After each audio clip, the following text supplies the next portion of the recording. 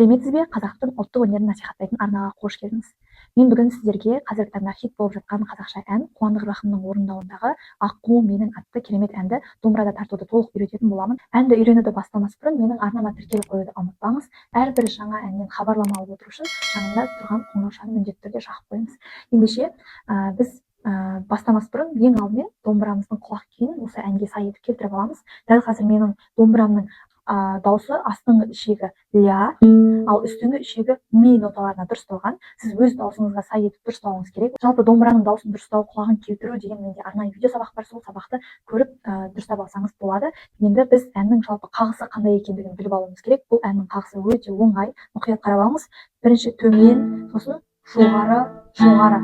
Үнемі осы қағысты, үш қағысты кезек-кезек қайталап отырасыз. Кеше Аққу менің әнінің алғашқы шумағын домбыраға салуды бастаймыз. Бірінші шумақта 4 қатар бар. Соның бірінші қатарындағы сөздері: тағдырым мынау, таңдарды сенсіз атырды. Дәл осы сөздерді домбыраға саламыз. Мұқият қарап отырыңыз. Ең алдымен тақ деген буынды екінші пернені бірінші саусақпен ұстап тұрып, бір қағыс қағып айтамыз. Тақ. Д деген буынды айтатын кезде бірінші пернені бірінші саусақпен ұстаймыз, бір қағыс қағамыз. Қағысқа мұқият болыңыз, төмен, жоғары, жоғары болу керек. Д, рым дегенді айтатын кезде енді қайтадан екіге барамыз, бірақ бұл жолы екінші пернені екінші саусақпен ұстаймыз. Рым. Сонда тағдырым деген сөз тағдырым. Осылай болды, төмен, жоғары, жоғары. Енді ары қарай м деген буынды айтатын кезде бірінші пернені қайтадан ұстаймыз, бірінші саусақпен, енді екі қағыс қағамыз.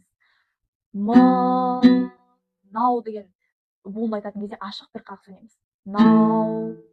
Сосын таң деген буынды айтатын кезде екінші пернені қайтадан ұстаймыз. Дәл осы тартқанымызды қайталаймыз. Қараңыз. Таң дегенде екінші пернеге бір қағыс. Таң. Дар деген буынды айтатын кезде бірінші пернеге бір қағыс. Дар. Д дегенді айтатын кезде екінші пернеге екінші саусақпен ұстаймыз. Бір қағыс. Д. Сен деген буынды айтатын кезде бірінші пернеге екі қағыс. Сен. Сосын соңында ашық бір қағыс. Сіз. Сонда сіз бір нәрсені екі рет қайталадыңыз. Тағдырым мынау, таңдарды сенсіз. Ең соңғы атырды деген сөзді домбыраға салайық. Ең алдымен а деген буынды айтатын кезде ерекше қағамыз. Мұқият қараңыз. Тек қана жоғарғы ішекті тартамыз бас бармақпен. Жоғарғы ішекті басамыз. Жоғарғы ішек дегенде үшінші перненің жоғарғы ішегі кішкентай саусақпен басамыз да екі қағыс қағамыз. Дәл осылай. Сосын а деп айтамыз. Енді тыр деген буынды айтатын кезде ешқандай пернені баспай, бірақ тек қана астыңғы ішекті қағамыз, бір қағыс. Тыр. Сосын ең соңғы д деген буынды айтатын кезде бірінші пернені ұстаймыз, бірінші саусақпен, және төмен, жоғары, жоғары қағысымызды екі рет қағамыз, сонда жалпы 6 қағыс қағамыз. Д. Сонда жалпы мұқият қараңыз, а тырды дегенді бөлек істейміз. Сіз үшін қараңыз, а деген буынды а, тыр, д. Түсіндіңіз ғой, жалпы осылай бірінші тағдырым мынау. Тағы да дәл осыны қайталаймыз. Таңдарды сенсіз. Енді төбеге барамыз, қараңыз. Атыр. Д дегенде д. Дәл осылай, яғни бірінші қатар осымен аяқталды. Ал енді екінші қатардың сөздеріне көшсек: ұмытамын деп өршітіп алдым отымды. Осы тексті домбыраға саламыз. Мұқият қарап отырыңыз. Ең алдымен о деген буынды айтатын кезде кішкентай саусақпен 4 ұстаймыз, ал бас бармақ екінің жоғары жағында осылай тұрады. Енді осы жерде тұрып бір қағыс қағамыз. О, м деген буынды айтатын кезде екіні ұстаймыз, бірінші саусақпен бір қағыс. М. Та деген буынды айтатын кезде қайтадан 4-ке барамыз, жаңағыдай кішкентай саусақпен бір қағыс. Та. Келесі мын деген буынды айтатын кезде қайтадан 2-ке барамыз да, бірінші саусақпен бұл жерде 2 қағыс қағамыз. Бұл жолы м. Деп деген соңғы буынды айтатын кезде бірінші пернені бірінші саусақпен ұстап бір қағыс қағамыз. Деп. Сонда дәл осы ұмытамын деп дегенді дұрыстап жаттап алыңыз. Ары қарай өршітіп алдым деген екеуі бірдей тартылады. Сонда былай болды: ұмытамын деп. Енді осының орнына өршітіп алдым деген сөзді айта саламыз. Өршітіп алдым. Осымен ары қарай бір ғана сөз қалды. Отымды. О деген буынды айтатын кезде ашық екі қағыс қағамыз. Тым деген буынды айтатын кезде бірінші пернені ұстаймыз, бірінші саусақпен бір қағыс. Тым. Ары қарай д деген ең соңғы буынды айтатын кезде екінші пернені екінші саусақпен ұстаймыз да төмен жоғары үш қағысымызды екі рет қағамыз, сонда жалпы 6 қағыс қағамыз. Д.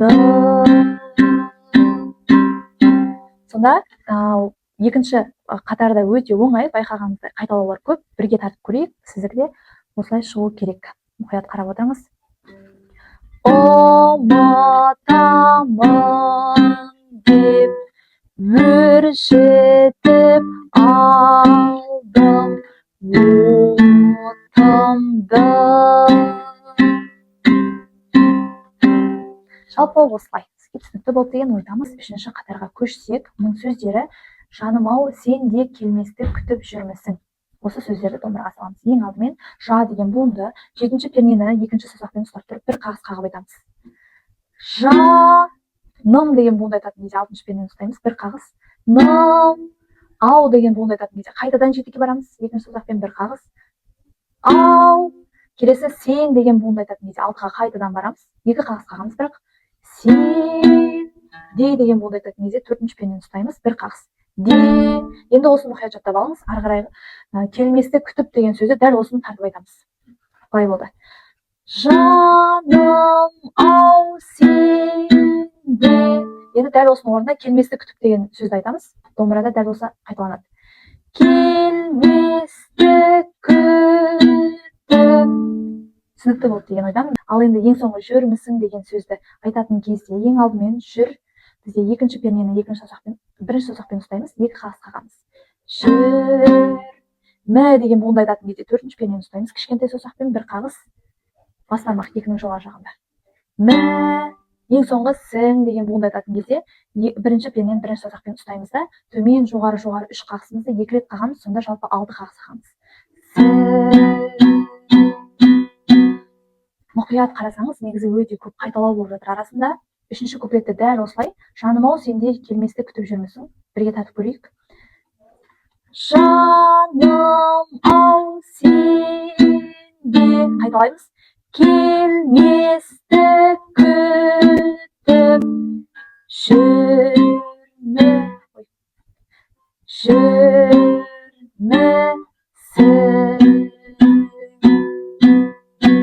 Дәл осылай. Неге осымен сіз әп-сәтте үшінші қатарды да домбыраға салып үйреніп алыңыз. Енді алғашқы шумақтың ең соңғы қатарының сөздері: жас жүрегіме тұмар қып жаздым атыңды деген сөздерді домбыраға саламыз. Бұл жаңа ғана сіз үйренген екінші қатар. Ұнатамын деп өршітіп алдым, ұмытамын деп өршітіп алдым отымды деген сөздермен тура бірдей, домбырада басы тартылуы бірдей. Мұқият қарап отырыңыз. Қайталаймыз. Жас деген сөз, кішкентай саусақпен 4 ұстаймыз, бас бармақ екінің жоғары жағына бір қағыс. Жас. Жө деген буынды айтатын кезде екіге бір қағыс. Жө. Ре дегенде қайтадан 4-ке барамыз. Ре. Ары қарай г деген буынды айтатын кезде 2-ке барамыз, екі қағыс. Г. Ме дегенде бірге бір қағыс. Ме. Енді жас жүрегіме ары қарай тұмар қып жаздым деген сөз айтатын кезде дәл осыны қайталаймыз. Бірге қосамыз, қараңыз. Жас жүрегіме. Енді дәл осыны тағы қайталаймыз. Тұмар қып жаздым. Жас жүрегіме тұмар қып жаздым. Енді ең соңғы атыңды деген сөзді айтатын кезде екінші пернені ұстаймыз. Екінші саусақпен екі қағыс. Атың деген сөз айтатын кезде бірге бір қағыс. Тың. Ең соңғы д деген буынды айтатын кезде ашық, ешқандай пернені баспай, төмен жоғары үш қағысымызды екі рет қағамыз, сонда жалпы 6 қағыс қағамыз. Енді жалпы ең соңғы қатарды бірге тартып көреміз. Мұқият қараңыз, өте оңай. Жас жүрегіме. Қайтадан. Тұмар қып жаздым атыңды. Жалпы осылай сіз әп-сәтте осымен әннің бірінші шумағын домбыраға салдыңыз. Қалған екінші, үшінші шумақтары дәл осы домбырада тартылуы қайталана береді, тек сөздері ғана басқаша.